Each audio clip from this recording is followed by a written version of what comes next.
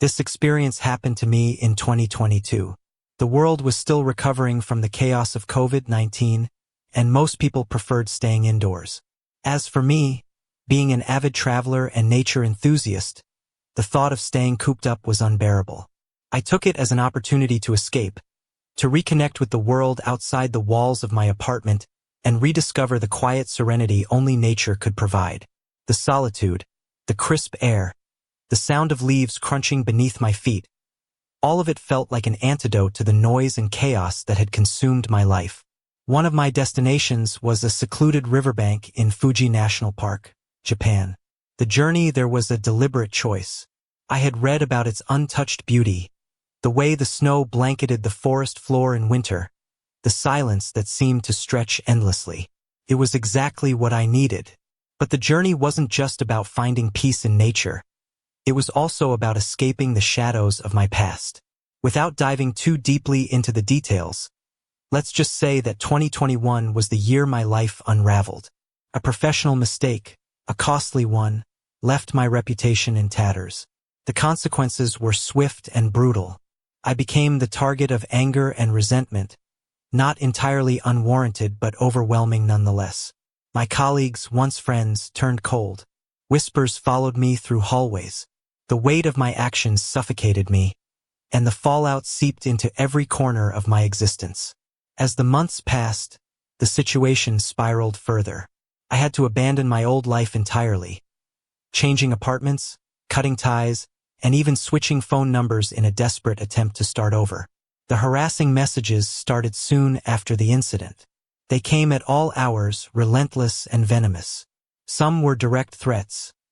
Others were cruel reminders of what I had lost. I didn't know if it was a coordinated effort or the work of one determined person, but it didn't matter. Every message was a dagger, keeping the wounds fresh. Eventually, the harassment slowed. By the time the new year rolled around, it had stopped completely. At least that's what I thought. But even as the silence settled, I couldn't shake the paranoia. The feeling that someone, somewhere, was still watching, waiting for their chance to strike. It was this unease that made me pack my bags and leave the city. Fuji National Park was a 4-hour drive from where I lived. The road there was lined with snow-covered trees, their bare branches reaching towards the sky like skeletal fingers. It was both beautiful and eerie, a fitting backdrop for my mental state. The further I drove, the lighter I felt. The weight of the city, of my mistakes, seemed to lift with every passing mile. By the time I arrived, I was eager to leave the car behind and lose myself in the wilderness. I parked at a small lot near one of the less-traveled trails. The air was sharp and cold, biting at my face as I stepped out. I adjusted my backpack, ensuring everything I needed was within easy reach. A portable stove, a tent, enough food for a couple of days, and a book I'd been meaning to finish. The path ahead was quiet, blanketed in a thin layer of snow that crunched under my boots with every step. The riverbank I had chosen wasn't part of the main trails. It was off the beaten path, requiring a bit of navigation through the dense forest. The solitude was immediate. The sound of my footsteps and the occasional rustle of leaves were the only interruptions in the otherwise perfect silence. I found the isolation oddly comforting, like the forest was wrapping me in its stillness, shielding me from the chaos I had left behind. When I reached the riverbank, I was struck by its beauty. The water wasn't frozen despite the cold. It flowed gently, creating soft ripples that glistened in the fading sunlight. The scene felt almost surreal, like something out of a painting. I set down my pack and took a moment to soak it all in. For the first time in months, I felt a flicker of peace. I found a clearing a short distance from the river, tucked away behind a cluster of trees. It was the perfect spot for my camp. I pitched my tent, the process made clumsier by my frozen fingers but satisfying nonetheless. Once it was up, I gathered some wood and started a fire. The flames roared to life, their warmth a welcome relief. I cooked a simple meal of sausages on my portable stove, savoring the way the smoky aroma mingled with the crisp air. It was the kind of moment I'd been craving, simple, quiet, and mine. As night fell, the forest transformed. The soft hues of twilight faded into inky darkness, and the stars above glittered like scattered diamonds. I sat by the fire, its crackling rhythm lulling me into a sense of calm. I opened my book, the words drawing me into a world far removed from my own. For a while, everything felt right. The mistakes, the messages, the paranoia. All of it seemed to melt away in the glow of the flames. But peace, I've learned, is often fleeting. And that night, it proved to be no exception. Around this time, I decided to take a break from everything. The suffocating monotony of life, compounded by my lingering fears and regrets, had become unbearable. With no job tying me down, I made the spontaneous decision to hit the road, hoping to find solace in nature's quiet embrace. My destination was Fuji National Park, a place I had read about but never visited. The thought of its untouched beauty, the whispers of its tranquil riverbanks, called to me like a distant melody promising reprieve. The drive to the park was both exhilarating and nerve-wracking. As I left behind the familiar sights of my neighborhood and merged onto quieter roads, a strange mixture of excitement and anxiety filled my chest. The snow-dusted landscape outside my car window seemed to mirror my state of mind, serene on the surface but hiding an undercurrent of unrest. For hours passed in a blur of winding roads and scattered thoughts until, finally, the towering trees of Fuji National Park came into view. I parked in a small lot near one of the less-traveled trails. The air was sharp and bracing, carrying with it the crisp scent of pine and snow. I paused for a moment, letting the stillness settle over me, before pulling my backpack from the car and setting off on foot. The trail ahead was blanketed in a thin layer of snow that crunched rhythmically beneath my boots. Each step felt deliberate, grounding me in the present moment. As I ventured deeper into the woods, the modern world faded away. The hum of distant highways and the murmur of crowded streets were replaced by the occasional rustle of wind through the branches and the gentle creak of trees shifting under their weight. The isolation was intoxicating, a sharp contrast to the claustrophobic confines of my apartment. It felt as though the forest had welcomed me into its fold, offering sanctuary from the chaos I had left behind. After about an hour of hiking, I arrived at the riverbank. The sight took my breath away. The water, clear and unfrozen despite the chill in the air, flowed with a serene grace that seemed almost otherworldly. Its surface caught the light of the late afternoon sun, scattering it into a kaleidoscope of ripples. The sound of the current, soft and steady, was a soothing counterpoint to the silence of the woods. It was exactly what I had been searching for, a place untouched by the weight of my past. I chose a small clearing a short distance from the main trail to set up camp. The spot was sheltered by a semicircle of trees, their snow-covered branches arching protectively overhead. It felt secluded yet safe, as though the forest itself had carved out this space for me. With practiced efficiency, I pitched my tent, the familiar motions providing a welcome distraction from my swirling thoughts. Once the tent was secure, I gathered some firewood, the sharp crack of breaking branches echoing through the stillness. As the sun began its descent, painting the sky in shades of amber and rose, I lit the fire. The flames leapt eagerly to life, their warmth a welcome relief against the encroaching chill. I placed my portable stove on a flat rock and cooked a simple meal of sausages, the savory aroma mingling with the crisp scent of pine. Each bite was a reminder of how grounding even the simplest acts of self-care could be. Night fell gradually, the vibrant hues of sunset giving way to the deep indigo of twilight. I sat by the fire, its crackling rhythm a comforting backdrop as I opened my book. The words on the page drew me into a world far removed from my own, their familiarity a balm for my restless mind. Every so often, I would glance up, my gaze drawn to the stars that had begun to appear in the darkened sky.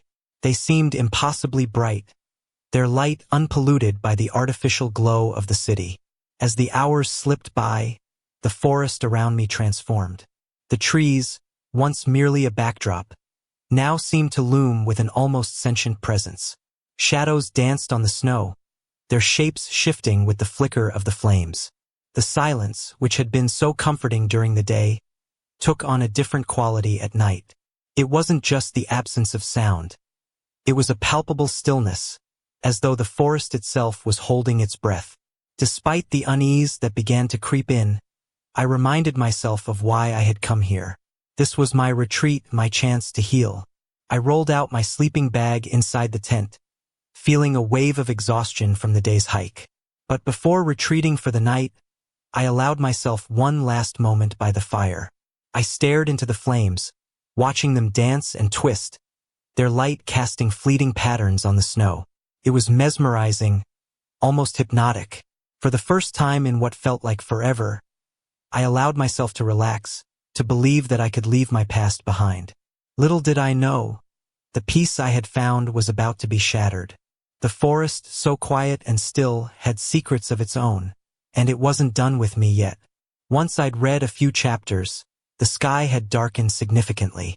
The transition from twilight to night was sudden, as if someone had pulled a heavy curtain over the forest. I turned on my headlamp, the narrow beam cutting through the thick darkness, and rolled a joint to help ease my restless thoughts. The familiar ritual of lighting it and taking the first slow inhale felt grounding. The forest around me seemed to breathe with me, the faint rustle of leaves and distant murmur of the river blending into a tranquil rhythm. But the peace was short-lived. A sudden vibration from my phone startled me, breaking the fragile calm. My pulse quickened as I pulled it from my pocket. I rarely received texts these days, aside from my family, so seeing multiple messages from an unknown number sent a ripple of unease through me. The area code 201 didn't immediately register. It wasn't until I searched later that I realized it was from New Jersey, a place I had no connection to. The first message was innocuous enough, though unsettling given the context. "How's the camping going, friend?" I stared at the screen, my breath catching in my throat. My immediate thought was that it had to be someone from my family playing a prank. But then the second message came. "It's so peaceful out here." The words felt invasive, as though the sender was far closer than I wanted to believe. And then the third message arrived, and my stomach dropped. "I can see why you picked this spot." My headlamp beam wavered as my hand trembled. I couldn't suppress the wave of paranoia that washed over me. The possibility of coincidence seemed implausible, yet I clung to it desperately. I typed back quickly, "Who is this?" The words appeared on the screen like a plea, my heart racing as I waited for a response. The silence that followed was suffocating. My ears strained against the quiet, trying to pick up on any sound beyond the crackle of the dying fire. The trees, once comforting in their stillness, now felt like a wall closing in. I stood, the headlamp casting erratic shadows as I turned in a slow circle, scanning the dense forest for any sign of movement.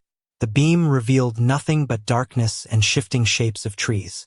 My breath came in shallow gasps as the weight of the texts pressed on me. I moved back to my bag, fumbling with the zipper as I retrieved my handgun. My fingers hovered over the cold metal, the feel of it offering a fragile sense of security. Normally, I'd extinguish the fire before retreating for the night, but the thought of sitting in complete darkness with only my thoughts for company was unbearable. I added another log to the fire, its renewed flames casting flickering light across the campsite. Back inside the tent, I sat cross-legged on my sleeping bag, staring at the phone screen. The absence of a reply was almost worse than the messages themselves. My mind raced through possibilities. Was this a cruel prank? Someone from my past who had tracked me down? Or something else entirely? A stranger who had somehow stumbled upon me in the middle of nowhere? Each scenario felt worse than the last. Hoping to distract myself, I switched to watching a documentary on my phone. It was a crime story, perhaps not the wisest choice given my circumstances, but it was better than sitting in silence. The narrator's voice filled the tent, offering a momentary escape from my spiraling thoughts. But even as I tried to focus, I found myself glancing at the phone screen, waiting for another vibration. Another message came just as the documentary ended. The phone buzzed in my hand, the sudden vibration making me flinch. The reply to my earlier question was short and chilling. "Doesn't matter anymore." A cold sweat broke out on the back of my neck. I typed back hastily, "How do you know I'm camping?" My fingers fumbled over the keys, the weight of dread making them clumsy. But no reply came this time.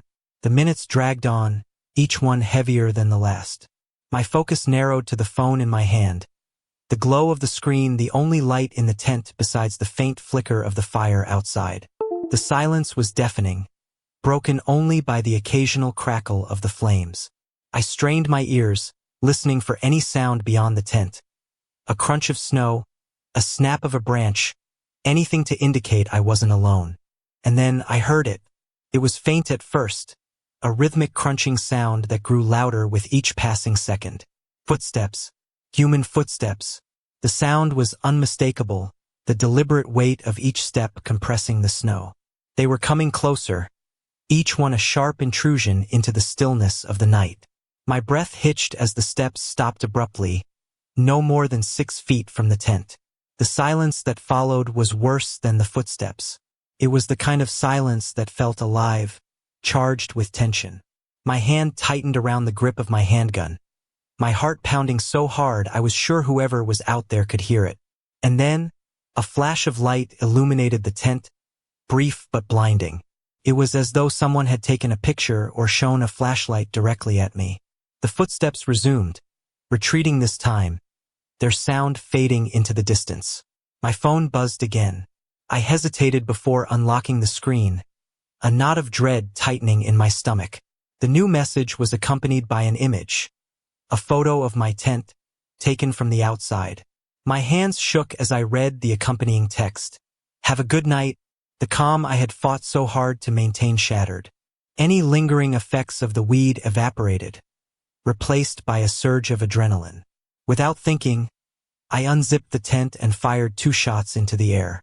The deafening cracks echoed through the forest, their sound ripping through the night like a warning. I heard the rapid crunch of footsteps retreating in the snow, faster and more frantic than before. Whoever it was, they were running. I shouted into the darkness, my voice shaking but firm. Get out of here. Don't come back. The forest swallowed my words, the echoes fading into nothingness. I climbed back into the tent, my hands still trembling as I gripped the handgun. The silence returned, heavy and suffocating.